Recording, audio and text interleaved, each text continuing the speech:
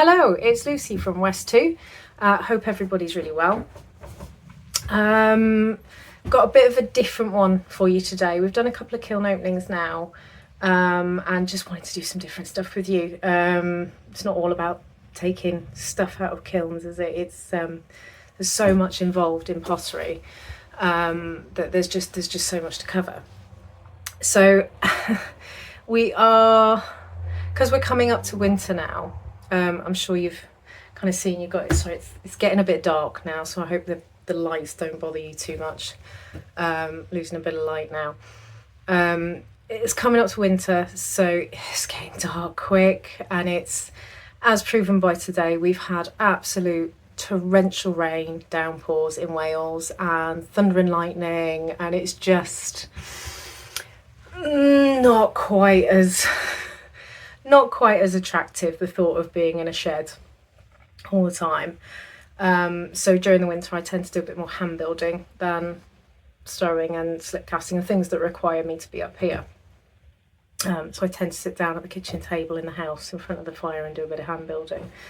One of the things that drives me nuts about hand building, though, I'm not a big hand builder, so that's the reason it's taken me this long to do this, is one of the things I don't like about it is rolling slabs. So, as I'm sure you can probably tell, I don't have a big space to work in. I don't have space or finances for a great big slab roller.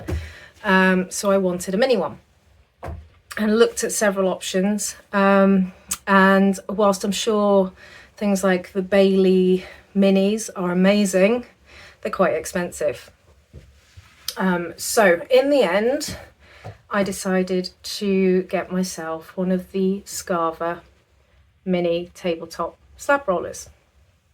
I can't remember how much exactly it was, including delivery to the UK.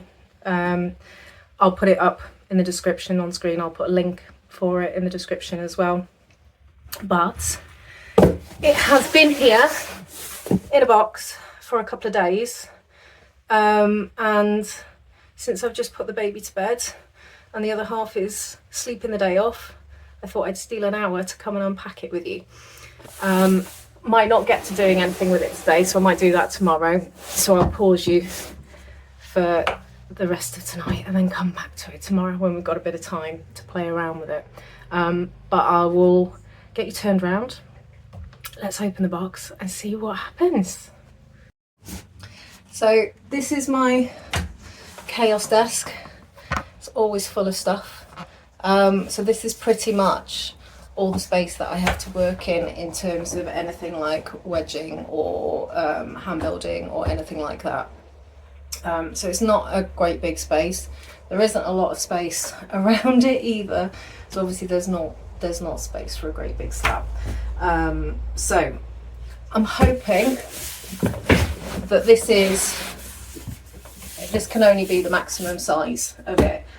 So I'll put the link in the description with all the dimensions and everything in, but it is a mini slab roller. I don't need anything huge. So let's open it and see what it looks like.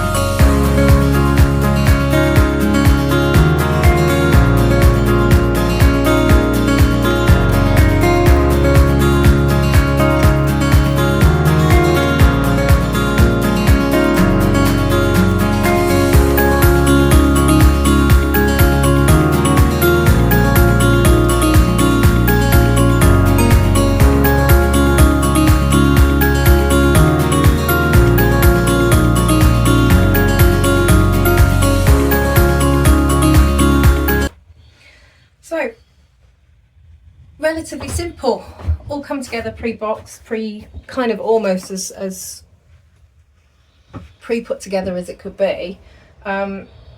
The fact that it folds down is great. You can just take it to bits, put it to one side. I can tell you exactly how much it was because I have the delivery note. So it was £291.63 sterling before tax, £60.48 in tax, and then £10.79 in shipping. So the whole thing with shipping came to £362.90. So I don't know what the Bailey is, but I can tell you it's more than that. It's significantly more than that. So yeah, so I'm quite, at the moment, I'm quite impressed. It feels really sturdy. It's not an adjustable one, so you don't kind of move the rollers on it. It's adjusted by adding more shims to it, more canvases to it. The canvas does feel a little bit stiff, but it's just because it's new. So it will soften up with time, I'm sure. And I might, to be honest, I might get a second one of these, because I have white clay and buff clay, which is gonna stain the cloth. So we'll have a little think about that, but I would suspect the canvases, I think, are about 20 quid. So the next time I order from Scarva, I'll just chuck one in my basket. So I might just have a little quick wedge up now, and just pop some clay through it and just see how we go, and then wrap it up and maybe build something with it tomorrow.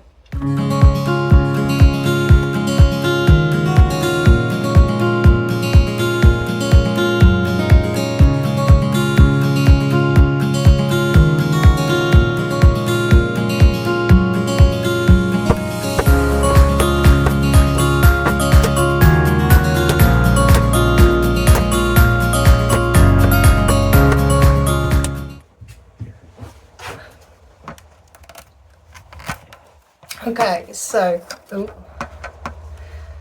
I did double check the instructions from Scarva on the slab roller.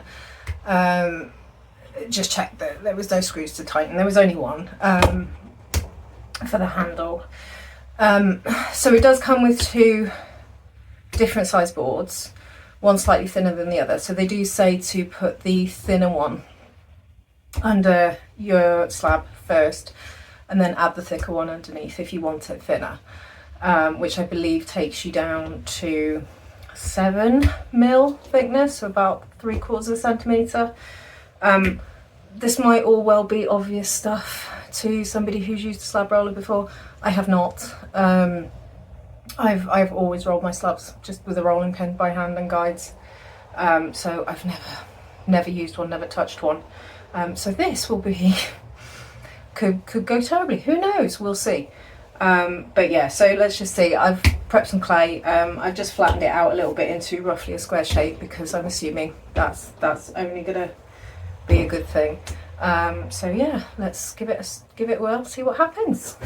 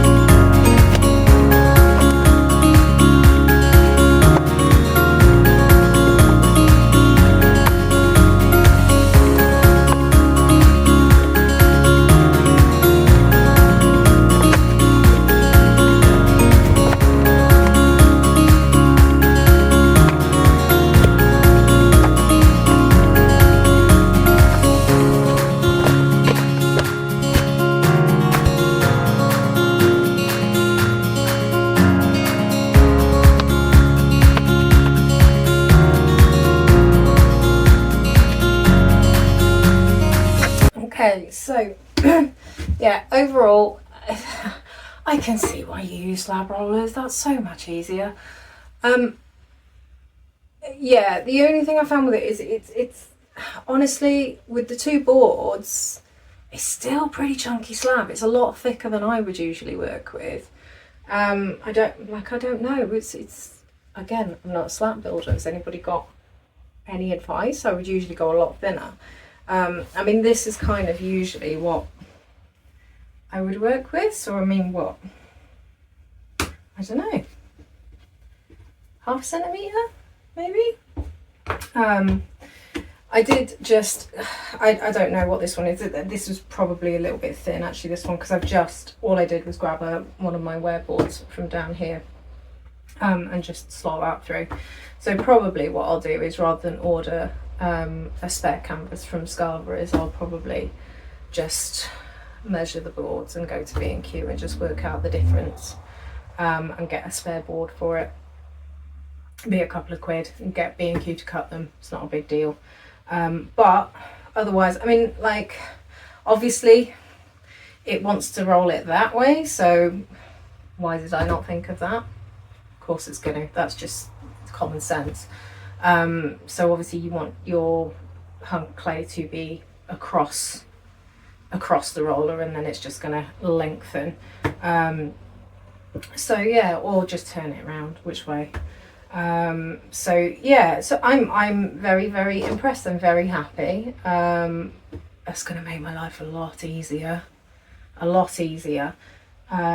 So yeah, so I'm going to do a couple of, I've actually promised my local church, the ladies up at my local church, they are all knitters and crocheters, and they have been nagging me to come and join them for Craft Tuesdays for quite a long time. And at the moment they are making a poppy display for Remembrance Day. And I said to them, I cannot knit. I am the only person in the world who managed to add stitches to knitting. So it's something that I tried a long time ago and immediately gave up and chalked it up as a bad job and never to be done again. So I said to them, instead of doing poppies, instead of knitting poppies for them, I would make them some poppies. And all I'm going to do is just, we all know the peony candle holders. They kind of look like, just glaze them differently, look like poppies. So I'm just going to do them a 2-layer peony / poppy.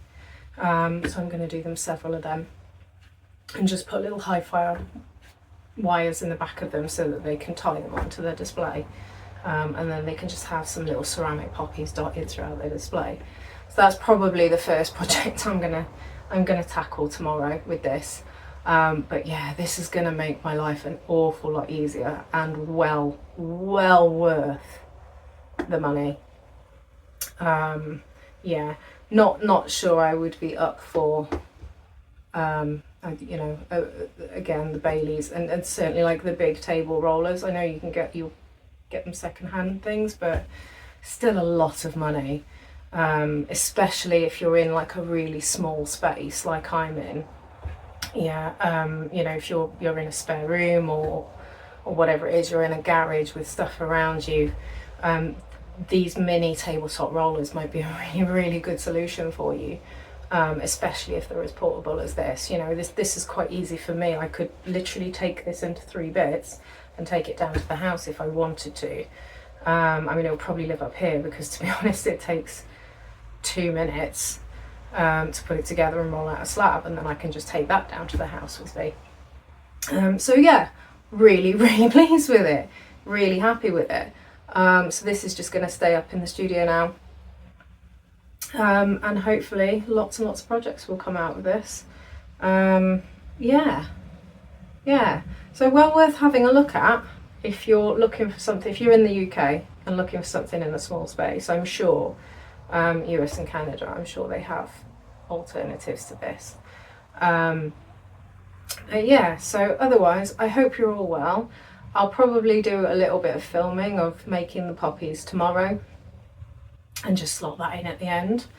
But I hope you're all really well, and you're having a lovely day wherever you are. And I just wanted to say thank you so much to everybody. Again, I always say it, but thank you. I think tonight we were up to 271 subscribers when I looked, which blows my mind. And you're just such an amazing bunch of people. So yeah, so I'm gonna log off for the night because I've just literally just had husband's calling me for something, so let's go and have a look and see what he wants. But otherwise I will probably see you tomorrow for a little bit of hand building. Good morning. So I did last night, I did a little bit of mathing. I'm terrible at math. On the thicknesses on this slab roller and what I actually need. Now, sorry, I should have clarified last night. I know, because everybody's probably sort of screaming at the screen, going, "What are you on about? 7 mils too thick." It's not too thick. It's just too thick for a lot of what I use it for. Use slabs for. So a lot of the time, I am doing things like stamps and cutouts and stuff that go on the front of mugs and things, where you don't want those to be 7 mil thick. That's really chunky. Probably I'm going to get an extra board for it, cut for it. So the rollers are 2 centimeters apart, so 20 mil. And then the thinner board is 3 mil and the thicker board is 8 mil. So that gives you your 7 mil. So probably what I'm going to do is label the boards with the thicknesses that they will, of the end slab that they will give me. So obviously the 7 mil for building, using for stuff like GR pottery forms and things like that would be great. And then I'll probably get a slightly thicker board, just, you know, whatever thickness I need to replace that thick board to make the difference up. So it'll take me down to, you know, the 4 or 5 mil that I need for things like the sort of cutouts off front of mugs and stuff, and for my little magnets, because I don't want those to be ridiculously thick either. Obviously the bigger you build, the thicker you need to go. So I'm probably going to get that done later today. I have pre-rolled a slab. I have thinned this one down again as well, because I don't want these poppies to be particularly thick, because I don't want them to be overly heavy on the display. So I've gone ahead and done that already, and then I'm just going to spend the next kind of half an hour, 40 minutes just pottering away, making a couple of those. So I'll slot that in at the end of this video. If anybody's got any kind of advice or things that I've missed or things that I might need to know about slab rollers, please drop it in the comments. I love reading all the comments. I do read them all. So yeah, so it's just, yeah, feel free to pass on constructive advice. It's all very welcome. I'm just in the middle of, obviously not right this second, glazing another load. So I'll get that in hopefully tonight, tomorrow, to get that firing, and that should be out by the next couple of days. So it's Monday now, so maybe get that out Thursday, ready for the weekend for a kiln unload. So, which you might see, I'm not sure, maybe you'll see this first, maybe you see that first, I'm not sure yet.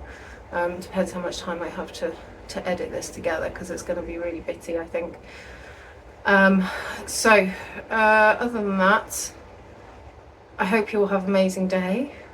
We are still in the midst of on and off storms in Wales, so at the minute the sun is shining, but it has been absolutely torrential rain today.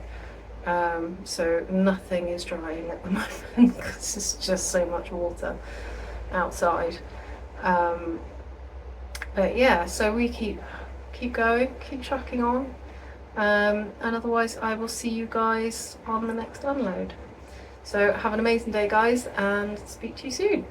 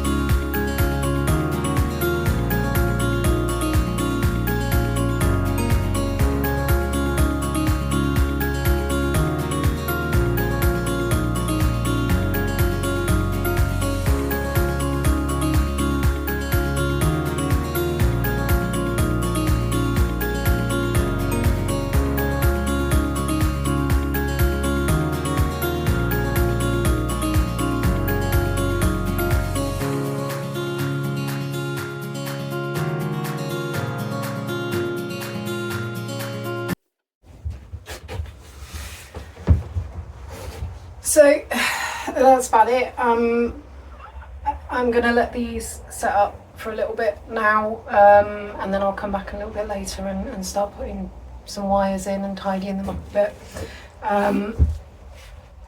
They're gonna be a little bit rough and ready, not the usual level of finessing that I would put into something, because they are for the local church, for the local community. So they've got to be quick. I'm gonna go and make everybody some lunch now and get back to 3-year-old parental duties.